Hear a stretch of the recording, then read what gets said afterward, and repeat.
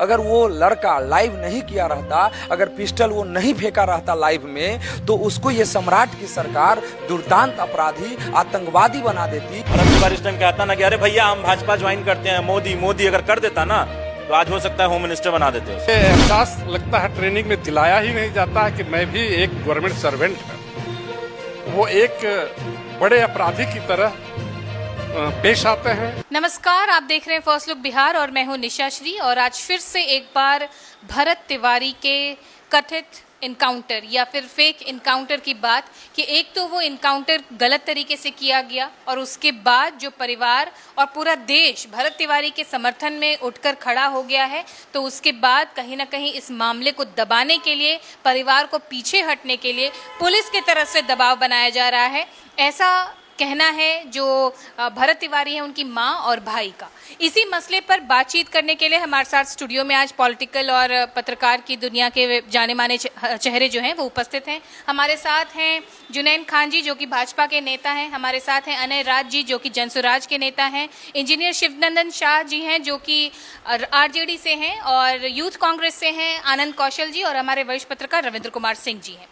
अनय राज जी, जनसुराज के नेता हैं आप, और इसको बहुत एंगल दिया गया भरत तिवारी इनकाउंटर को, जातिवाद में, धर्म में, बहुत कुछ में बांटने का प्रयास किया गया, लेकिन जनता का आक्रोश ऐसा है कि अब पुलिस अब परिवार पे ही दबाव बना रही है। क्या कहें? देखिए, ये सबसे बड़ा दुर्भाग्य है कि एक नौजवान जो सिस्टम से लड़ रहा था, जो वहाँ पे जो समस्याएं थी उसके लिए लड़ रहा था, जिसका सैकड़ों फोटोग्राफ्स आया है सोशल मीडिया पर, आज भी वो वायरल हो रहा है। वो फोटोग्राफ्स में वो सीधा एसडीओ के साथ, डीएसपी के साथ, वरिष्ठ पदाधिकारियों के साथ सरकारी योजनाओं को पहुंचा रहा है, गरीबों के लिए काम कर रहा है, आवाज़ उठा रहा है। वो नौजवान था, वो देश का भविष्य था, बिहार का भविष्य था।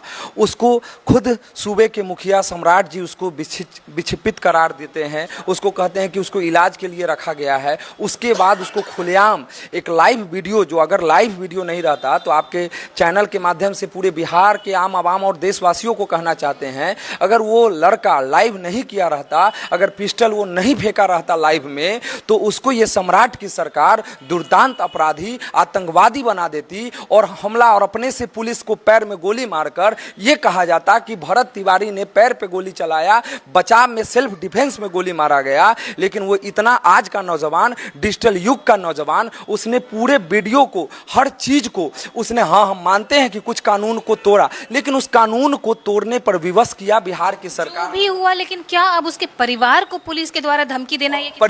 मैं आ रहा हूं उसी विषय को। और आज किसी का बेटा खत्म हो गया, किसी का लाल उजड़ गया, किसी का चिराग उजड़ गया, आप उसके माँ को और उसके भाई को ये धमकी देते हैं, आईपीएस अधिकारी ये धमकी देता है कि भाई आपका भी छोटा बेटा का ये हाल होगा और आपका भी ये हाल होगा।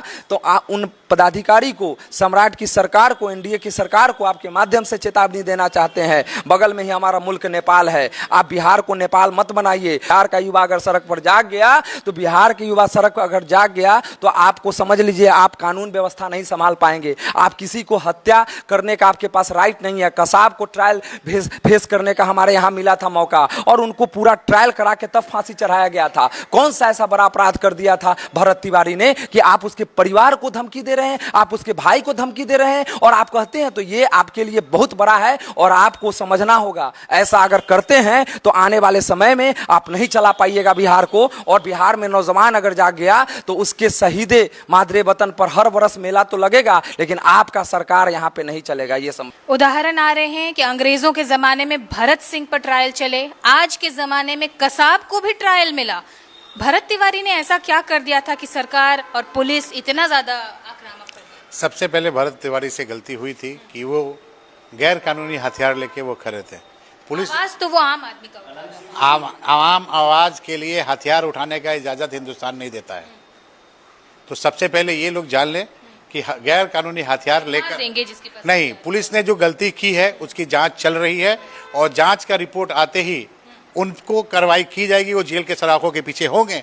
जो पुलिसकर्मी ने इनकाउंटर किया उनको जेल के पीछे जाना होगा। तो धमकी क्यों दे रहे हैं परिवार वाले को धमकी देने की जहां बात आई है, वहाँ एसपी ने उनके सुरक्षा के लिए, उनके जांच के लिए आश्वासन देने गए थे, उन पर इल्ज़ाम लगाया गया है।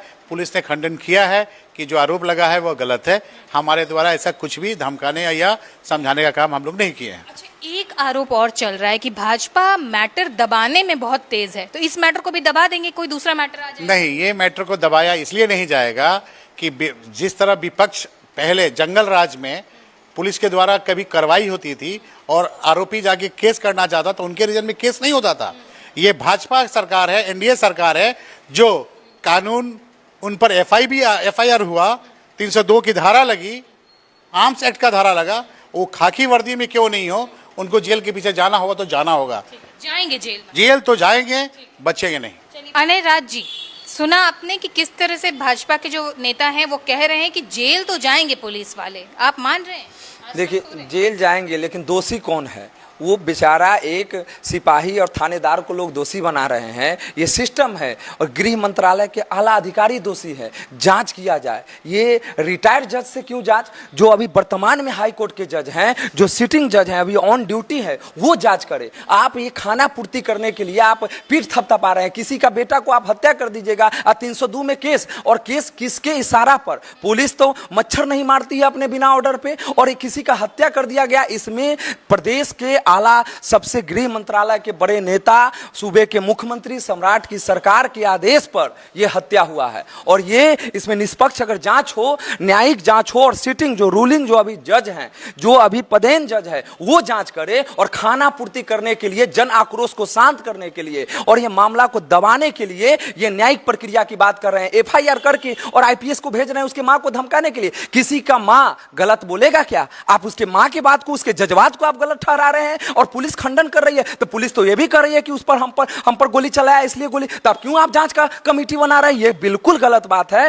वो उसकी मां के बात को मानकर वो एसपी को तत्काल वहां से हटाना चाहिए, दूसरा एसपी को लाना चाहिए। बड़ा गंभीर मामला है, देश स्तर का मामला हो गया है। युवाओं के मान सम्मान और एक शहीद, एक आप कहते हैं अवैध हथियार अगर आया तो पुलिस की ना चूक है। अवैध हथियार तो भगत सिंह के पास था, चंद्रशेखर आजाद के पास था, लेकिन क्यों विवश हो गया? वो आपके डीएसपी के साथ था, आईजी के साथ था, आपको पुलिस प्रशासन के साथ खड़ा होकर वो समाज की बात कर रहा था, गरीब दलित शोषित वंचित का काम कर रहा था। हम भी करते हैं, हमारे ऊपर भी मुकदमा सिस्टम ने कराया है, तो इसका मतलब क्या है? हम भी अपराधी है? वो अपराधी नहीं था। और हथियार रखना जरूर अपराध है। तो हथियार वाले केस में अभी बिहार की बात बता दें आपके चैनल के माध्यम से, हजारों लोग अभी आर्म्स एक्ट में जेल में है। सबको निकालिए, गोली मार दीजिए।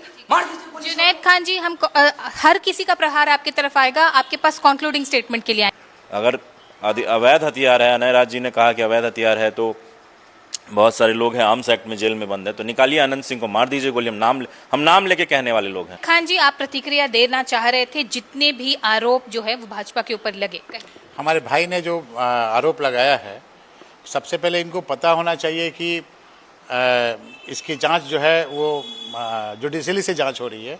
लेकिन रिटायर्ड जज से क्यों करा रहे हैं? जो हिंदुस्तान का एक सिस्टम है कि जांच किससे कराना, ये कोर्ट के द्वारा तय होता है कि जांच कमेटी कौन करेगी, सरकार तय नहीं। अभयानंद ने के लिए बढ़ते हैं हमारे वरिष्ठ पत्रकार रविंद्र कुमार सिंह के पास, और उन जितनी भी बातें आपने सुनी, क्या लगता है आपको, अब क्या सरकार चेतेगी या पुलिस चेतेगी इस मामले में? जी, निश्चित रूप से सरकार को गंभीरता पूर्वक इसमें निष्पक्ष जांच की व्यवस्था करते हुए जो दोषी है उस पर कार्रवाई करनी चाहिए, न कि उसके परिवार के लोगों को एक आईपीएस अधिकारी जाकर के डरावे, यह कहीं से उचित नहीं है। और ऐसी स्थिति में ठीक ही कहा है जनस्वराज नेता अनय राज ने कि वो ऐसे एसपी को तुरंत वापस ले लेना चाहिए, वहाँ दूसरे एसपी को जैसे वहाँ भेजना चाहिए, ताकि वह किसी तरह के जांच में किसी तरह का हस्तक्षेप नहीं हो, जांच प्रभावित नहीं हो, और निष्पक्ष रूप से जांच करके निश्चित रूप से कार्रवाई करने की ज़रूरत है। तो आपने सुना, सबकी बातों में एक आक्रोश तो है। भाजपा इसमें भले अपने आप को बचाव करने का प्रयास करे, वो कहे कि कानून संगत है या कुछ भी, लेकिन जनता का आक्रोश लोकतंत्र में जो है वो भारत के इतिहास में हमने कई बार देखा है। और इस मामले में भी जनता का आक्रोश क्या रंग लेके आएगा, ये आने वाला समय बताएगा, अगर इस पर उचित तरीके से कार्रवाई नहीं की गई। अभी अपने विचारों को हमारे साथ साझा करने के लिए जितने भी मेहमान स्टूडियो पे मौजूद हैं, उनको बहुत बहुत धन्यवाद। और इसी के साथ इस चर्चा को यहीं पर देते हैं विराम। आपके क्या विचार है, कमेंट बॉक्स में जरूर लिख करके बताइएगा। फिलहाल के लिए दीजिए इजाजत। धन्यवाद।